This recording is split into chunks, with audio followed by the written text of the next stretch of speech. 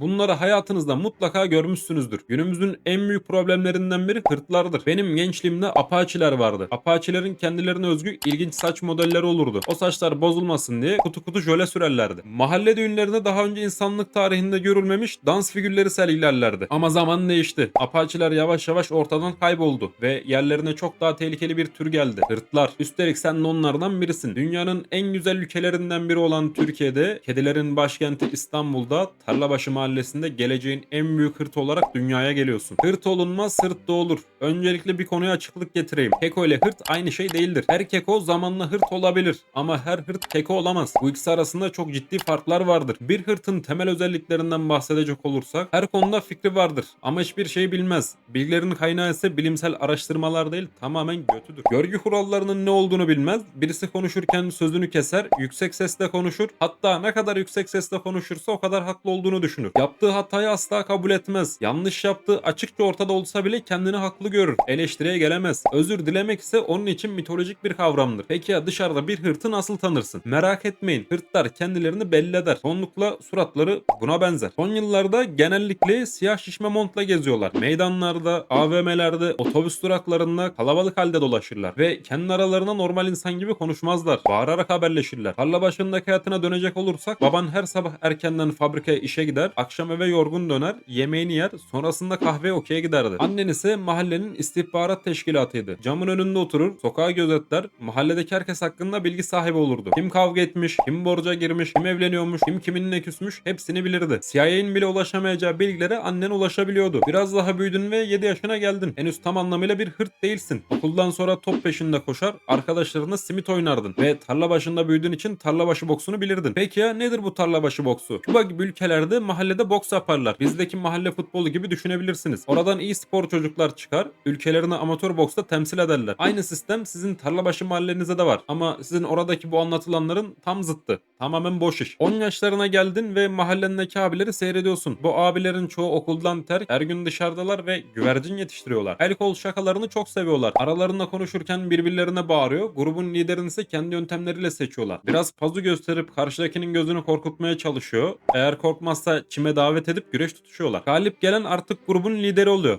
O ne derse herkes onu yapıyor ve aranızda en çok bilen kişi de o kabul ediliyor. İlk başlarda onları sadece izliyordun ama zamanla hareketlerini taklit etmeye başladın. Konuşurken sesini kalınlaştırıyor, yürürken omuzlarını gere gere yürüyordun. Henüz kimse seni hırt olarak görmüyordu ama bu konuda ciddi çalışmalar yapıyordun. 14 yaşına geldiğinde artık mahalledeki abilerin yanına oturmana izin veriliyordu. Derslerden çok mahallede konuşulanları dinliyor, bilgiyi öğretmenlerden değil abilerinden öğrenmeye çalışıyordun. Senin gözünde onlar birer profesör, birer erbokolo. Her konuyu 10 gram bilirler. Sana göre dünyadaki her sorunun cevabı ya güçlü olmakta ya adam olmakta gizliydi. Bu iki kelimenin ne anlama geldiğini tam bilmiyordun ama sürekli kullanıyordun. İşte bu yıllarda hırtlığın temelleri tamamen atıldı. Artık insanlar seni gördüğünde bu çocuk biraz değişik oldu demeye başlamıştı. 16 yaşına geldiğinde dönüşüm tamamlanmıştı. Ergenlik döneminin çoğunu mahallede geçirmen sayesinde uzun, zayıf ve kuru bir tipe dönüşmüştün. Sporla pek aran yoktu ama buna rağmen her fırsatta güçten ve adamlıktan bahsediyordun. Arkadaş ortamında en sevdiğin cümleler ben sana söylemiştim, ben olsam öyle yapmazdım ve aslında işin gerçeği farklı. İşin ilginç tarafı işin gerçeğinin ne olduğu konusunda çoğu zaman senin de bir fikrin yoktu. Her saat mahallede olmandan dolayı mahalle esnafı seni tanıyor. Ancak senin ve arkadaşlarının asıl merkezi marketin önündeki elektrik direğiydi. Saatlerce o direğin etrafında dikiliyordunuz. Bunun çok önemli sebepleri vardı. Kola ve çekirdek gibi hayati ihtiyaçlarınızı hızlıca temin edebiliyordunuz. Konum olarak stratejik bir noktaydı. Mahallede olup biten her şeyi görebiliyordunuz. Duvar ve direk arasındaki basamaklar oturmak için oldukça uygundu. Böylece saatler süren sohbetler boyunca hiçbir şey yapmadan durabiliyor.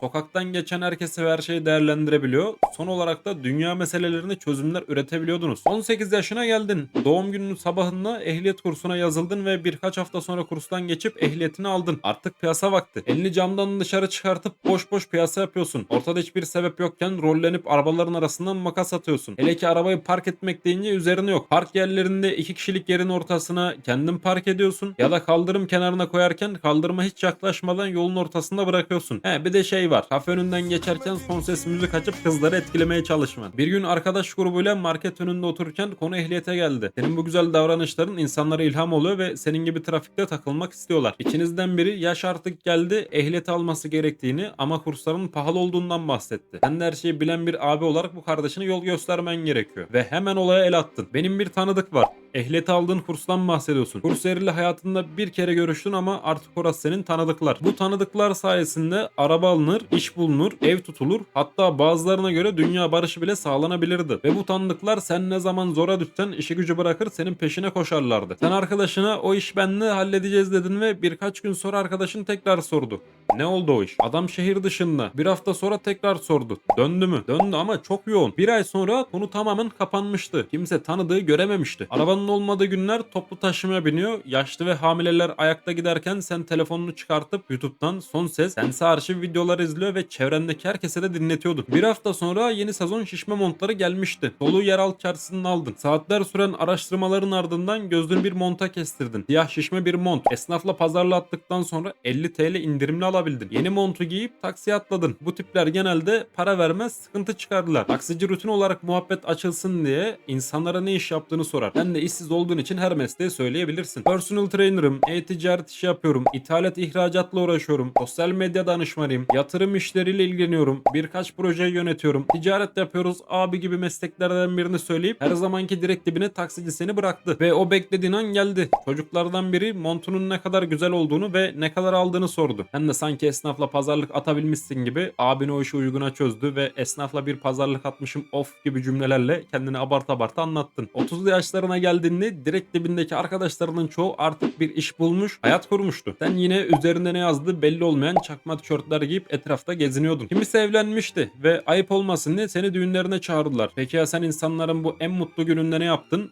Onlara hayırlı olsun deyip çeyrek altın taktın. Tabii ki de şaka. Düğünde havaya ateş açtın. Bu senin için bir çeşit kutlama yöntemi ve şans eseri kimse yaralanmadı. Arkadaşlarının kimisi çocuk sahibi olmuştu. Peki ya sen ne yaptın? Elinde hediyeyle hayırlı olsuna gittin. Bu ne çirkin çocukmuş deyip kendince şaka yaptın. Kimi arkadaşlarınla gençlik zamanıydı deyip o günleri geride bırakmıştı. Ama sen onlardan değildin. Bu yaşlarda hayatına giren en büyük yenilik AVM'lerde boş boş dolaşmak olmuştu. Canın sıkıldığında montunu giyip AVM'ye gidiyordun. Bir şey satın almak için değil. Sadece dolaşmak için. AVM'ye uğramışken teknoloji mağazalarına uğrayıp cihaz test etme ayağına oyun oynuyordun. Senin gibi bir adam spor mağazalarına gitmeden durur mu? Durmaz. Bildiğin tek spor futbol olmasına rağmen spor mağazasına girip yalandan dumbbell kaldırıp bugünkü sporda yaptık modunda takılıyorsun. Rastgele bir topu alıp kontrol edeceğim bahanesine mağaza içinde top sektiriyorsun. Kendinden yaşça küçük çocuklarla spor hakkında sohbet edip onlara protein tozu içmeyin zararlı gibi bilgiler verip akıllarını bulandırıyor. Ve ben senin yaşındayken tekte 200 tane şınav çekerdim gibi uydurma sporcu geçmişinden bahsediyorsun. Ve hayatında birçok kez biriyle tanışmaya çalıştın. Ama sohbet etmeyi hiçbir zaman öğrenemedin. Bir hızla konuşma fırsatı bulduğunda ilk 5 dakika ya ticaretten bahsediyor ya da kimsenin sormadığı hayat tavsiyelerini vermeye başlıyordun. Bu yüzden konuşmalar genellikle kısa sürüyordu. Ama sen bunun sebebini hiçbir zaman kendinde aramadın. Aradan yıllar geçti, mahalle değişti, esnaflar değişti, binalar değişti, direğin boyası bile birkaç kez değişti. Çünkü bir hırtın en büyük özelliği her konuda fikrinin olması değil, kendisinin değişmesi gereken tek kişi olduğunu asla düşünmemesidir. Ve sen bu konuda gerçek bir ustaya dönüşmüştün.